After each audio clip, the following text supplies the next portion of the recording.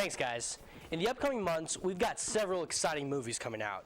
Catching Fire, City of Bones, Ender's Game, and Carrie, just to name a few.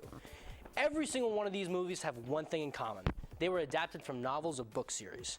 In recent years, novel-to-film adaptations have become increasingly common. Just last year, Summit Entertainment acquired the film rights to Erin Morgenstern's debut novel, The Night Circus, a year after its release, and this sort of immediate action is not uncommon. Many of you will probably remember one of the most successful book franchises of all time. Along with all the books, movies, musical parodies, video games, card games, a brand new competitive sport, and an entire amusement park. Yes, I'm talking about Harry Potter. In 1998, Rowling sold the film rights to the first 4 books, and by then, Harry Potter fandom had already taken the world by storm. The first film, Harry Potter and the Philosopher's Stone, was a critically praised and economic triumph, something that continued throughout the whole film franchise. In the industry, it was considered a tremendous success. At the same time, another film based on a book series came out, The Lord of the Rings, The Fellowship of the Ring, which went on to become one of the most critically acclaimed film series of all time. Desolation of Smaug, coming later this year, that's based on The Hobbit, set in the same universe as Lord of the Rings.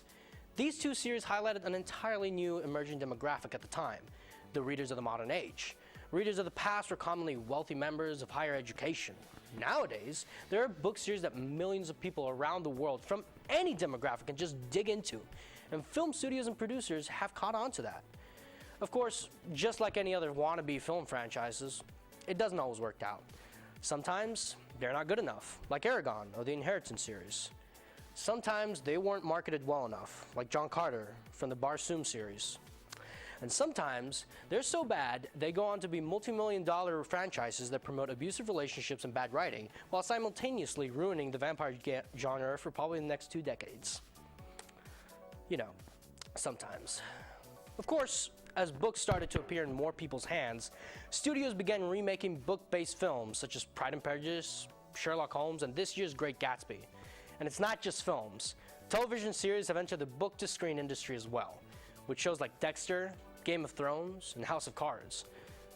So what does this mean? Are film studios running out of ideas? Not necessarily. Directors can and have taken liberties with their films, which can both satisfy or enrage book fans, or even the author. Stephen King's disdain for Stanley Kubrick's adaptation of The Shining is notorious. On the other hand, David Mitchell loved last year's Cloud Atlas, which was based on his novel. People want to tell stories, whether it's on paper, or on the screen, or finger puppet shows. Some want all 3. We live in an age that can do that, and sometimes it can be done really well. If you can only do one of these, there's an entire world of people out there, one of which might want to adapt something you made. I'm Giancarlo Bessa, back to Smiles and Sonia.